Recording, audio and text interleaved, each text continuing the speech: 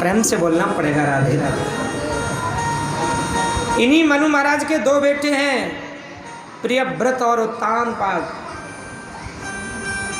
कि प्रियव्रत उत्तानपादो सतरूपा पतये सुतो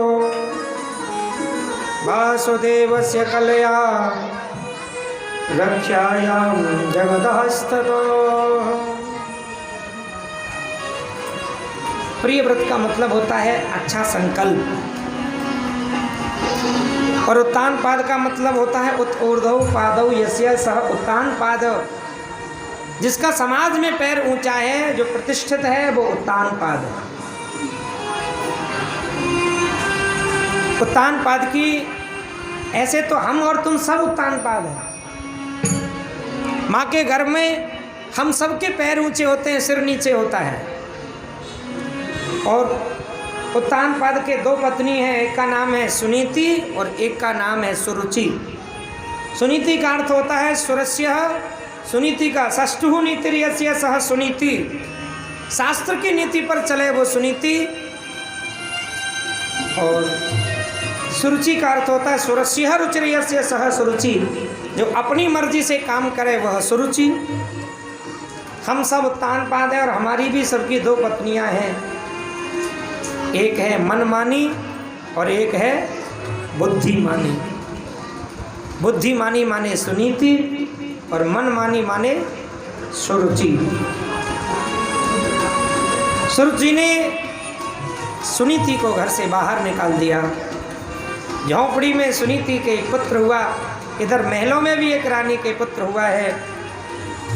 पंडितों ने उसका नाम रखा है उत्तम, और झोंपड़ी में जो लाला हुआ, देवर्षि नारद ने आकर के उसका नाम रखा, इसका नाम है भक्तराज ध्रुव। बोलिए ध्रुव जी महाराज की। ध्रुव माने होता है उत्तम माने अच्छा, और ध्रुव माने होता है अटल। के कदा सुरजः पुत्र मम कमारोप्यलालयन् उत्तमं नारुरुक्षन्तं ध्रुवं राजाभ्यनन्दत। एक दिन सुरुचि के पुत्र को गोद में लेकर के खिला रहे थे। ध्रुव जी गए, पिताजी हमें भी अपनी गोदी में ले लो। तब तक मौसी आ गई और आकर के बोली, खबरदार, जो इस गद्दी और गोदी पर बैठने की हिम्मत की तू इस गद्दी और गोदी पर नहीं बैठ सकता। क्यों? कि बालो वसी ही बतहनात्मान मन्ये स्त्री गर्भ संभृतम नूनम वेद भवान यस्य दुर्लभेरथे मनोरथ। मेरा ये मनोरथ दुर्लभ है। क्यों? क्योंकि तूने दूसरी स्त्री के गर्भ से जन्म लिया है।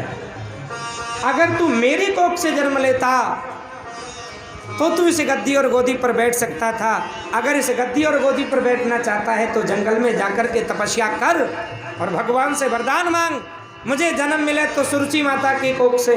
जब तू मेरी कोख से जन्म लेगा तो इस गद्दी और गोदी पर बैठने का अधिकार प्राप्त होगा।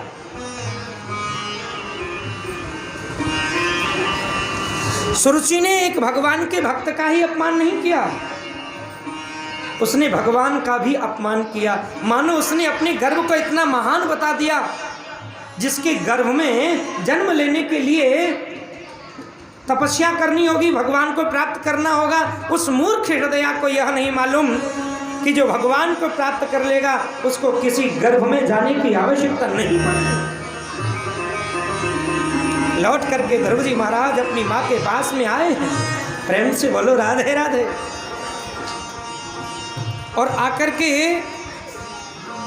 रोने लगे हैं। माँ ने पूछा, बेटा क्यों रो रहे हो? हरिवन में रोई रहे ध्रुवलाल मैया, मैं मौसी ने मार्यो। रोई रहे ध्रुवलाल मैया, मैं मौसी ने मार्यो, मैं मौसी ने मार्यो, मैं मौसी ने मार्यो, मैं मौसी ने मार्यो,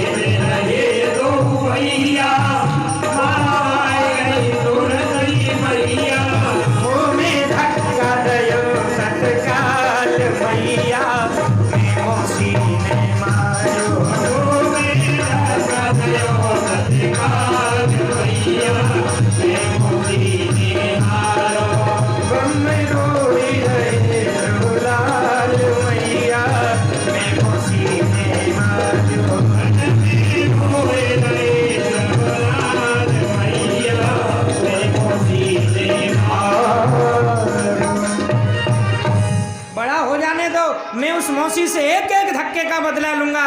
और आज माँ ने कहा बेटा खबरदार, जो उस मौसी के लिए एक शब्द भी गलत बोला तो। हम लोग मौसी कहते हैं ना, मौसी का सही अर्थ है मासी। मासी जो माँ के जैसी है उसका नाम है मासी। माँ में और उसमें कोई अंतर नहीं, उसका नाम है मासी। और भगवत प्रेमियों, माता डांटने लगी है ध्रुव को कि मां मंगलम तात परे सुमंस्था मुंग्यते जनो यत्पर दुःखदस्ततम् सत्यं सुरुच्या विहितं भवान् मे यद दुर्गभाय उदरे गृहीत। बेटा कभी किसी के अमंगल की कामना मत करो, कभी किसी का बुरा मत सोचो। दूसरी बात, तुम्हारी मौसी ने सही तो कहा है, तुमको मनुष्य नहीं बनना चाहिए था, तुमको तो कोई देवता बनना चाहिए था। और मनुष्य भी बने तो यद दुर्ग गाभा गाया उदरे गृहीत। किसी राजघराने में जन्म लेते, मुझ दुर्भागा के कोख से जन्म लिया। दूसरी बात उसने सही तो कही है कि जंगल में जाकर के तपस्या कर, क्योंकि तपस्या कि पुत्रवती जुवती जग सोई रघुपति भगति जासु सुत होई। वही माता पुत्रवती है जिसका पुत्र भगवान का भक्त है। बेटा चाहे कितने भी हों, लेकिन अगर बेटा कुपुत्र है अथवा भगवान का भक्त नहीं है तो वह माता पुत्र को जन्म देने के बाद भी बांझ है, कुपुत्री है। पुत्रवान कौन है? बोले जिसका बेटा भगवान का भक्त है। पुत्रवती जब जुवती जग सोई रघुपति भगति जासु सुत होई। जिसका पुत्र भगवान का भक्त है। और दूसरी बात यह है बेटा जा भगवान को प्राप्त कर, क्योंकि यही जीवन का उद्देश्य है, यही मनुष्य शरीर प्राप्त करने का उद्देश्य है। चल दिए। रास्ते में नारद बाबा मिले। कहाँ जा रहे हो? बोले भगवान को प्राप्त करने, वहाँ भोजन नहीं मिलेगा। ध्रुव जी महाराज कहते हैं कि जब दांत नहीं तब दूध दयो, जब दांत भय कछु और देगो, जान को देत अजान को देत, जहान को देत वो तो कुहू देगो। सबको देता है।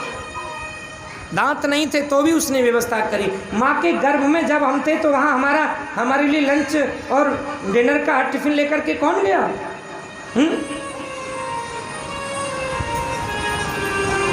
वहाँ भी हमारी व्यवस्था उस परमात्मा ने करी है। बोले वहाँ बब्बर शेर रहता है, खा जाएगा। बोले मेरी मैया कहती है परमात्मा सर्वत्र है, हर व्यापक सर्वत्र समाना। नारद जी ने देखा, बोले देखो अभी तुम छोटे हो, लौट जाओ, बड़े हो जाओ जब आना। ध्रुव जी बोले आप कौन हो, आपका परिचय? नारद जी बोले मैं नारद हूँ। ध्रुव जी बोले बाबा आप तो मुझे नकली नारद मालूम पड़ते हो, असली नहीं हो। क्यों? तुम्हें नकली कहाँ से देख रहा हूँ? देखो देखो मेरे हाथ में बीड़ा है, खड़ताल है, और ये देखो ये बाल देखो, ये अभी देखो, तिलक देखो ये। ध्रुव जी बोले मेरी मैया बताती है नारद बाबा जिसको मिल जाए उसको भगवान जरूर मिलता है। एक भी प्रमाण ऐसा नहीं जिसको जीवन में नारद मिल गया और भगवान नहीं मिला हो, चाहे वो राक्षस हो, मनुष्य हो, कोई भी हो। भगवान के भक्त को भगवान से मिलाने का काम करते हैं नारद, लेकिन तुम तो मुझे भगवान से दूर भगाने का काम करते हो, इसलिए तुम नकली हो, असली नहीं हो। आज नारद जी ने गोद में लेकर के हृदय से लगा लिया नारद भक्त ध्रुव को और कहा, बेटा मैं तो तेरी परीक्षा ले रहा था, देखा इसके अंदर विश्वास पक्का है, भरोसा पक्का है, लेकिन एक कमी है। क्या? बोले गुरु बिना भवन देता रहे न कोई,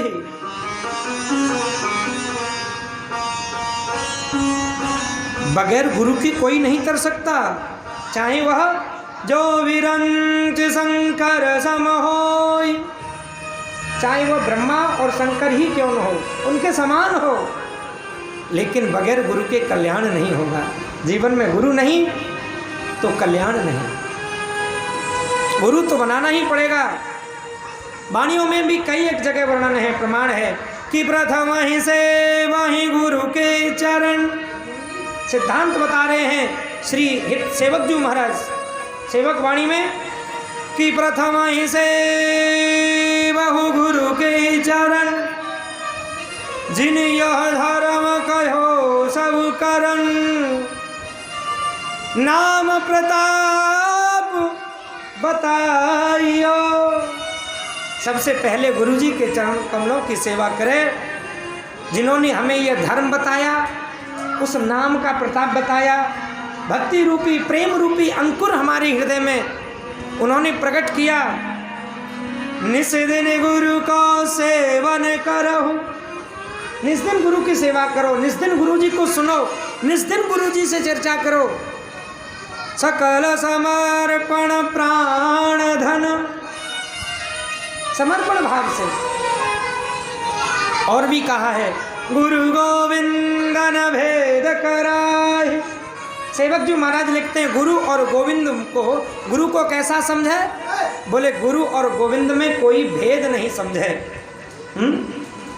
गुरु और गोविंद में भेद नहीं समझे, गुरु ही गोविंद है और गोविंद ही गुरु गोविंद दोनों खड़े,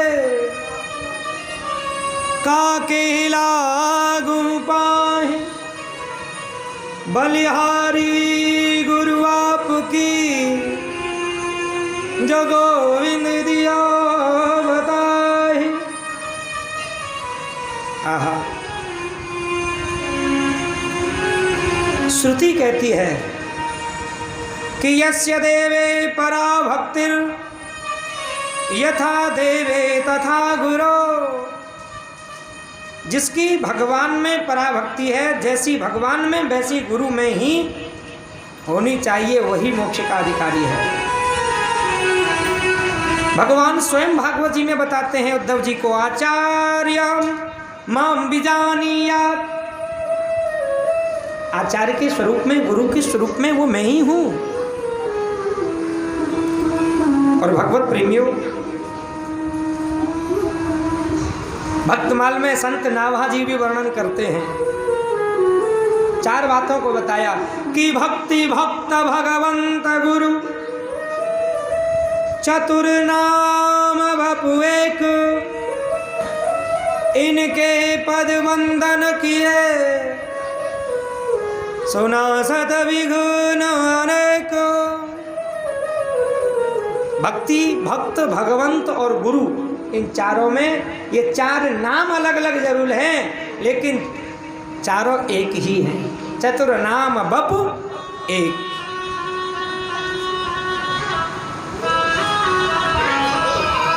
आज भगवत प्रेमियों मंत्र दिया है कान में, नमो भगवते तुभ्यं वासुदेवाय धीमहि। 12 अक्षर मंत्र दिया। ध्रुव जी महाराज आज मथुरा आए हैं, यमुना किनारे तपस्या करी है। पहला महीना जब लगा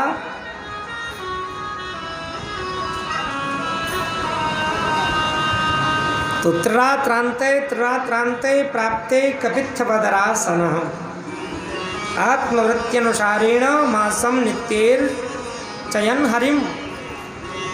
पहला महीना लगा तो 3 दिन के बाद में बेर का फल खाते हैं।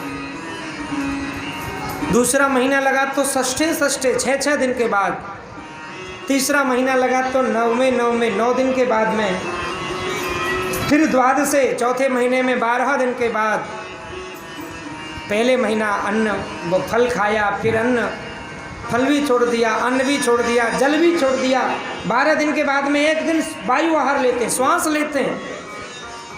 और जब पंचमे मास्यनुप्राप्ते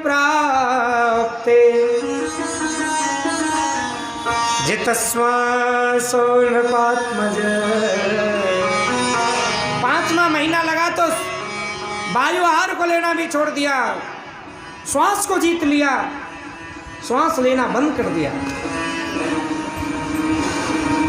ध्यान में मग्न हो गए। ध्यायन् ब्रह्मपदे के न तस्थो स्थान स्विवाचल। सबका सांस लेना बंद हुआ, सब नारायण के पास गए। नारायण दौड़े दौड़े आए, हृदय में दर्शन दिया, सामने चतुर्भुजी रूप में भगवान का दर्शन किया है। उसके बाद में कोई पढ़े लिखे नहीं है, जानते भी नहीं वरदान कैसा होता है। भगवान ने कृपा करी और परस्पर्श बालम कृपालम कपोले, शंख लेकर के कपोलों से लगा दिया। और मूकम करोति वाचालम पंगुम लंघ्यते गिरिम यत्कृपातमहं वन्दे परमानंद माधवम्। उसकी कृपा से क्या नहीं हो सकता। मूकम करोति वाचालम, कृपा उसकी अगर हो जाए तो गूंगा भी वाचाल हो जाता है और अपंग भी पहाड़ पर चढ़ जाता है। पंगुम लंघ्यते गिरिम।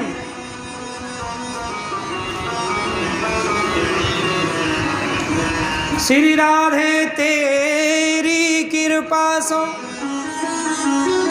गूंगे भी तराने गाते हैं। अगर वो कृपा कर दे तो गूंगा भी तराने गाने लग जाता है। 4 वेदों का प्रकांड विद्वान हो गए, बहुत सुंदर स्तुति करी है कि संतम विवक्षन्तम मतद्विदम हरिर्ज्ञात्वास्य सर्वस्य हैध्यविस्थितः कृतांजलिं ब्रह्ममयेन कंभुना पस्पर्शबालं कृपया कपोले। अब स्तुति करी योयंत प्रवश्य मम वाचमिमां प्रसुप्तां संजीवयत्यखिल शक्तिधर स्वधाम्ना अन्यास्य हस्तचरण श्रवणत्वगादीन् प्राणान् नमो भगवते पुरुषाय तुभ्यं। श्री ध्रुव जी कहते हैं, भगवान मेरी सोई हुई वाणी को आपने जगा दिया। मैं आपके श्री चरणों में बार बार वंदन करता हूँ। हमारे जीवन की वाणी सोई हुई है, आप कृपा करें तभी वह जगती है। आपकी कृपा के बिना आपको जान ही नहीं पाता और बिना जाने आपके चरणों में प्रीति नहीं होती है। कि जा जो जान ही जाहे देहु जनाहि जानत तुम्हें होई जाई। उमादार जो सित की नाई सबहि न चावत राम गोसाई। प्रेम से बोलना पड़ेगा, राधे राधे। कि लाली मेरे लाल की। परमात्मा को जानने वाला परमात्मा मैं हो जाता है। जित देखूं तित लाल, लाली देखन में गई, मैं भी हो गई लाल। भगवान अविरल भक्ति का वरदान प्रताप दे करके चले जाते हैं और लौट करके ध्रुव जी महाराज सीधे मौसी जी के पास गए। बदला लेने के लिए गए? नहीं नहीं, मौसी जी के पास में क्यों गए? क्योंकि ध्रुव जी महाराज ने जाकर के मौसी जी को प्रणाम किया और कहा, मौसी अगर आपकी कृपा नहीं होती, अगर उस दिन आप मुझे धक्का देकर के बाहर नहीं निकालती तो आज मैं उस परमात्मा को प्राप्त नहीं कर पाता। आज मैं परमात्मा को प्राप्त किया है, इसमें आपकी ही कृपा है। और ध्यान देना, कभी कभी किसी की गाली भी हमारे लिए अनुकूल हो जाती है। मैं भक्त नहीं था, हाँ, लेकिन आपके धक्के ने मुझे भक्त बना दिया। उत्तम को राज दे करके चले गए। यक्ष के, कुबेर के यानी बगीचे को जानने जब उत्तम गए, यक्षों ने मार दिया। निरपराध यक्षों को मारने के लिए ध्रुव जी महाराज गए और ध्रुव जी महाराज का घमासान युद्ध हो रहा है। ध्रुव जी तो अजर अमर हैं। कहने लगी, अरे भगवान को प्राप्त करने वाला ध्रुव निरपराध यक्षों को मार रहा है, क्योंकि भगवान को प्राप्त कर लिया, सत्संग जीवन में नहीं मिला। भगवान मिल जाना अलग विषय है, लेकिन भगवान मिलने से जीवन नहीं बदलता। भगवान के मिलने से अगर जीवन बदलता तो दुर्योधन को कितनी बार भगवान मिले, कंस को कितनी बार मिले, जरासंध को कितनी बार मिले, रावण को कितनी बार राम का दर्शन हुआ, उनका जीवन नहीं बदला। क्योंकि भगवान के दर्शन से जीवन नहीं, जीवन तो सत्संग से बदलता है, सत्संग से बदलता है।